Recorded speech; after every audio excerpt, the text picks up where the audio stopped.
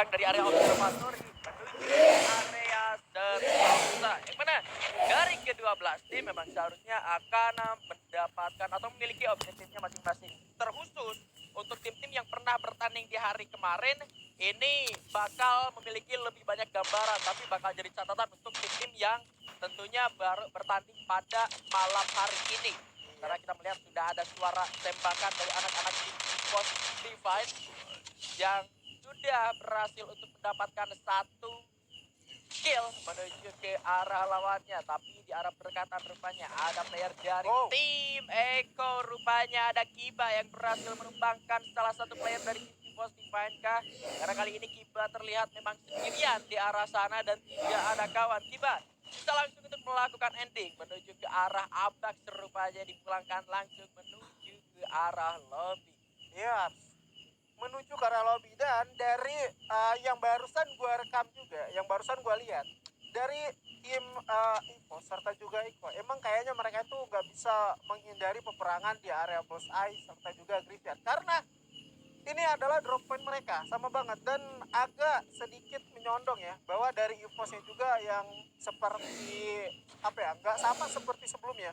Yang seperti sebelumnya tuh kayak utuh satu squad turunnya ke arah observatory, dan kali ini agak sedikit melenceng, dua orang ada di daerah Bus Eye dan dua orangnya lagi itu cukup jauh. Serta bisa dibilang dengan berpencari orang seperti itu menjadikan satu hal yang cukup riskan terculiknya, dan emang terbukti Albax udah juga ke pick off, walaupun tadinya juga sudah berhasil mencuri satu player daripada tim Iko. Namun kalau kita ngebahas untuk peperangan di early, tentunya ada dua tim yang bakal saling bersikutan antara RRQ dengan juga The Pillars OP kali ini. Ya, tentunya kali ini dari arah Kide harusnya mulai mendengar suara mobil yang digunakan oleh Mutia. Tentunya bakal sudah di spray dan Mutia pun harus berhasil ditumbangkan oleh seorang Arab dan bahkan langsung dipulangkan ke arah lobby. Ada follow up dari seorang Grama tentunya berupaya untuk men-take down, tapi kali ini sudah ada Joan dan juga Arab berhasil ditumbangkan balas.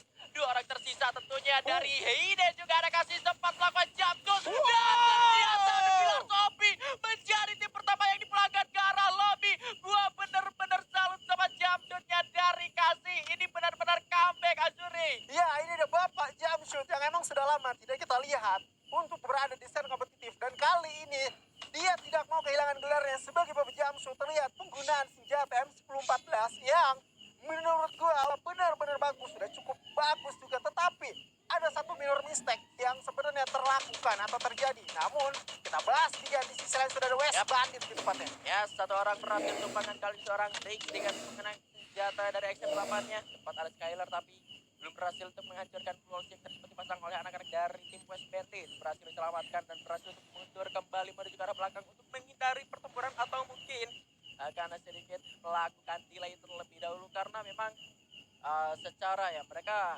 jadi satu orang pertama yang knockdown itu dari anak-anak West Bandit. Alhasil mereka harus melakukan reset terlebih dahulu untuk melanjutkan pertempurannya lagi ya, Juri. Iya, betul banget. Mau nggak mau ya, tadi gue pengen sempat ngebahas dari The Pillars OP yang mana menjadi satu riskan ketika satu orang aja udah keculik diawali oleh Mutia yang niatnya mungkin pengen ngebaca ya, pengen ngebaca di mana adanya penempatan posisi dari RRQ ide, tetapi malah vehicle-nya yang di-secure oleh double vector.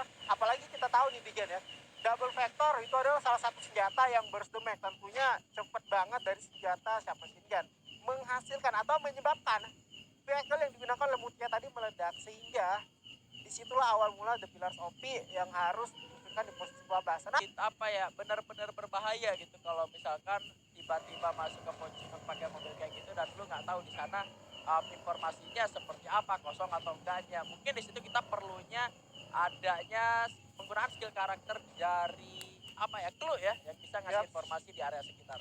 iya betul banget, ngomongin soal crew, tentunya posisi daripada RRQ dan NXL ini pasti bakal seru banget kalau adanya clue untuk menginformasikan di mana ada pergerakan musuh. Namun kali kita diganti lihat juga Jar sudah setup posisi. Ya, yang mana kali ini Emturino sudah tertembak tapi dari belakang rupanya Marisa harus ditumbangkan. Tidak terdengar atau seperti apa, harus berhasil ditumbangkan juga. Sudah tidak bisa dihindari juga pertempuran kali ini. Sudah ada tembakan dari Vector Jar juga tumbang, tapi RRQ Hide harus tumbangkan oleh tim NXL karena tadi mereka berhasil mendapatkan satu buah senjata M79 di airdrop. Ya, posisi yang menurut gua bukit dari area kota tua itu lebih dulu dihuni sama tim NSL Ya. yang itu tandanya ketika ada tim RRQ datang dia mungkin baru sadar itu karena tadi yang kelihatan satu orang ya di dekat area kalau nggak salah drop tadi pengen ngambil M79 itu udah kelihatan dan juga yang megang M79 ini sebenarnya dia udah notice dan udah bener tinggal nunggu timing ketika RRQ dia maju ke arah depan pasang wall baru dia lontarkan satu M79 yang emang udah berhasil nge-pick up dua orang. Tentunya Bapak Jamsud kita juga tadi harus merasakan ledakan dan sakitnya M79 sehingga terpulang kalah tim ya.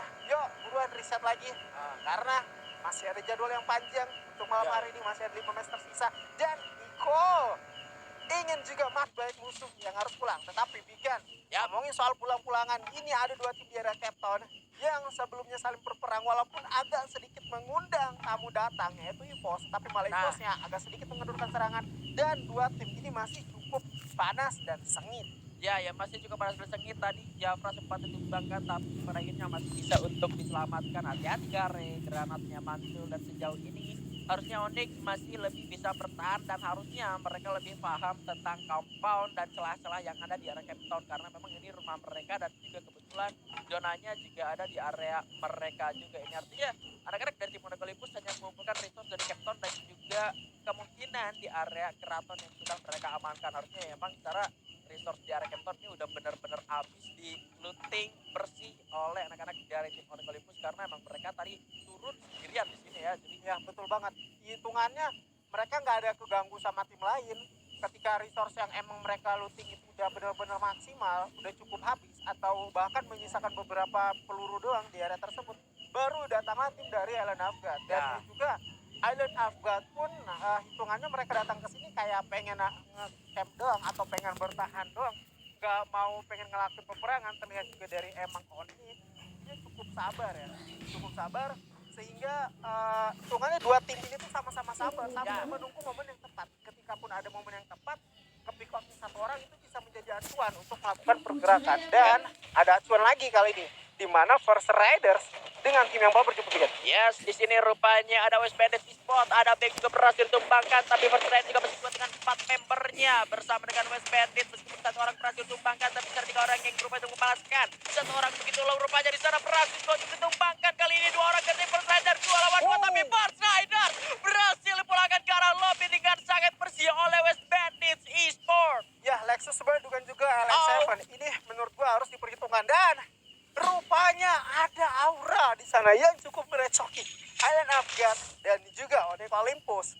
Dari sisi lain, dari kejauhan sang naga, emang dengan api yang cukup kuat ya kali ini, cukup pede walaupun tanpa bermainnya sang kapten Deadly. Mereka tidak mau mengendurkan serangan dan ini pun menjadi satu kerugian atau satu kekurangan kill ya dari Onyx. Harusnya dia berhasil dapatin sekitar 4 poin dari musuh, namun juga dapatin 3. Tetapi di sisi lain West Bandit punya Bigan.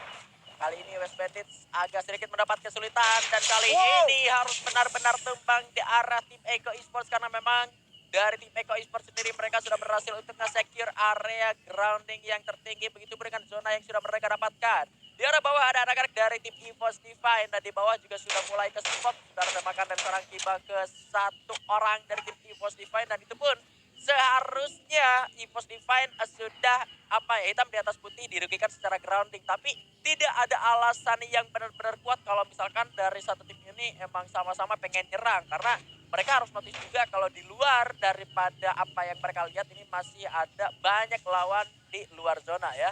Ya betul banget, contoh aja itu dari Onyx dan juga Aura yang masih stay long di sana, sehingga dari Iko ini kayak emang harus patut memecah waspada dan NFC lebih tepatnya yang menjadi last man standing tadi masih belum bisa memaksimalkan karena posisi yang emang benar-benar sulit. Dia berada di area lower ground, Circle udah bakal menyusut, apalagi dia tadi enak banget ke spot dan barusan di sisi lain ada beberapa notifikasi kill, ada Rosman di sana, Bigan.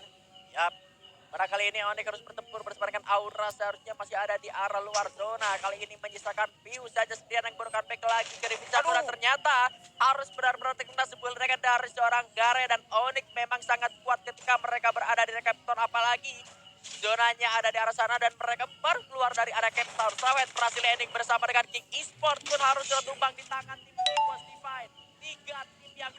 kali ini Azuri. Ya betul banget, dari segi posisi EVOS yang tadi mungkin gue notice EVOS ini kayak posisi agak sedikit grounding, agak sedikit sulit emang.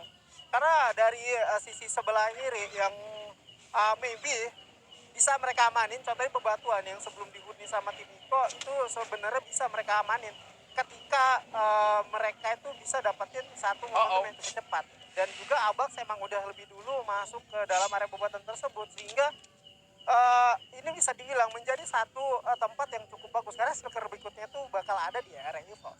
Ini dia. Ini menjadi satu keuntungan juga bagi tim Iko karena dari atas ini enak banget untuk nge-secure granat, apalagi dia punya seorang granat yang granader yang bisa dibilang untuk akurasi nggak bisa diragukan lagi, Dudes yang emang bisa satu granat aja ngelulungan, tapi belum tentu karena kali ini posnya udah keculik satu orang juga.